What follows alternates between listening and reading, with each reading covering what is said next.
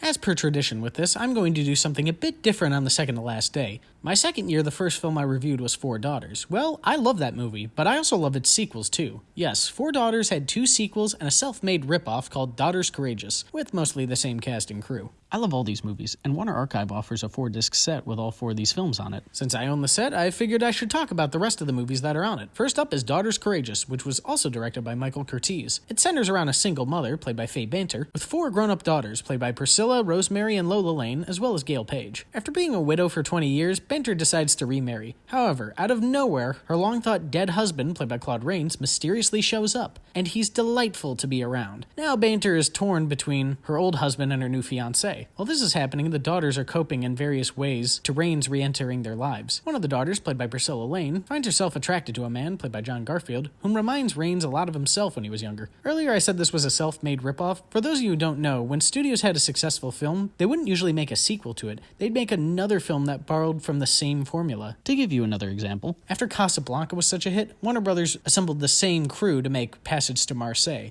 So, it was the same, but different. However, even though this is a ripoff of Four Daughters, the makers of this film were smart in changing up the dynamic of the characters. For example, Claude Rains in the original film was a really nice and likable guy who was very much an intellectual and sought to help his daughters any way he could. Here, he's kind of a dick. He's conniving, very manipulative, and uses these traits all in the name of personal gain. He's definitely more of a prominent figure in Daughters Courageous story than in Four Daughters. That's the thing, I love his character in Four Daughters, but one of my nitpicks with the film is that he's not in a lot of it. I think they knew what great chemistry he had with the other actresses, and that's why they decided to beef up his role. This lends his character to more of an arc, which I find interesting. Him seeing himself in Garfield isn't a good thing. Everyone in his family knows he's kind of a con artist, but he's so good at what he does that they easily fall for it again. But when he realizes one of his daughters is being duped by the same tactics, he starts to realize what a monster he really is. Speaking of Garfield, in this film, they made him less of a drip than he was in Four Daughters. He's actually pretty likable and makes the romance between him and Priscilla Lane more believable. Just like Four Daughters, there's a lot of elegant blocking and interesting camera work. Some of it may be tame by today's standards, but I don't know, there's still something about it I really like. Overall, it's not as good as Four Daughters, but it's still a pretty darn entertaining movie. Next, we have Four Wives. Yes, as I said before, sequels weren't really Hollywood's thing in these days, so this was a pretty exciting idea for audiences. I'll try my best not to spoil the ending to Four Daughters. The film starts out where we left off. This film revolves around all 4 daughters and romantic relationships with their various fellas. Each relationship has their ups and downs, but nothing as dramatic as the John Garfield and Priscilla Lane romance of the first film. Many people I've talked to seem to feel that's the biggest problem with this film, and that it doesn't raise the stakes, and it feels like a step down. I'd argue that it makes the film more interesting. I think raising the stakes would have made it laughable and overly melodramatic. Part of why I love Four Daughters is the story, but the biggest reason I loved it was the characters. And if you have great characters, you can have them just living their lives, and people will find it entertaining. At least, I find it entertaining. Not only that, but even though the first film was called Four Daughters, it felt like Priscilla Lane and John Garfield's film. Here, it feels more like an ensemble piece. I really get a sense of all these girls and genuinely care about their happiness. Again, though, Priscilla Lane steals the show. It feels like they delve further into her character and the trauma someone can go through when experiencing the tragedy she endured from the last film. It does kind of make you think about the idea of moving on and make you question if you're unfaithful by moving on after a relationship so quickly. Nowadays, this answer might be easy to come by, but back then when people were perpetuating the constant idea of true love and only living with one person the rest of your life, this was an interesting topic to delve into. I think this is a welcome sequel and a great excuse to revisit the family. And finally, we have Four Mothers, the only one of these movies not to be directed by Michael Curtiz. This is often considered the worst of all the films, and while I do think it's my least favorite out of all of them, again, I don't think it's a bad film. This one is about one of the husbands, played by Frank McHugh, being promoted to the head of a Florida housing development. He asks his father-in-law, played by Claude Rains, to use his good standing with everyone in town to invest in the project, and they do. But tragedy strikes when a hurricane decimates all the houses and leaves the townsfolk despising Rains and his family. While this is happening, Rosemary Lane's husband, played by Eddie Albert, puts his marriage on the line when he devotes a lot of time to his medical research. Yeah, this one feels like it's the most removed from the original source material, but hey, it's nice to see everyone back again one last time. One of the things I really like about this film is that it focuses a lot on Claude Rains' character. I love his character of Adam Lemp so much, but he's barely in the first couple films. Here, they give him more screen time and really delve into what music means to him. Now, I think they could have done a better job showing this with a more fitting plot, but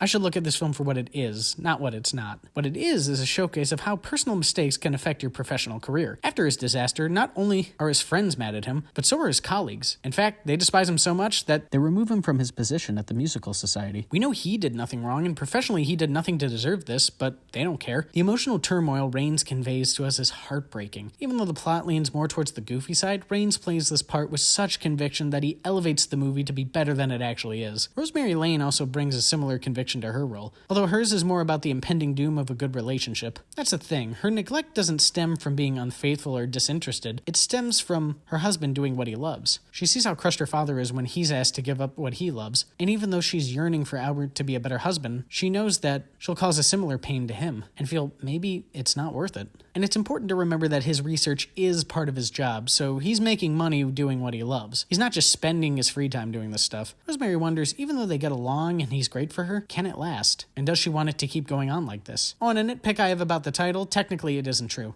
There are 4 babies, but only 3 mothers. Of the 4 films on the set, this is easily the weakest, but I still enjoy watching this film every once in a while. I really do think that if they had more fitting scripts to the nature of the characters, these girls could have easily held their own series of films, and I would have loved every minute of it. So if you're a fan of 4 Daughters, these films are mandatory viewing. If you're curious, I say check them out. They're charming little films about the troubles people in love go through, and allow you to spend time with some great characters who are worth watching over and over again.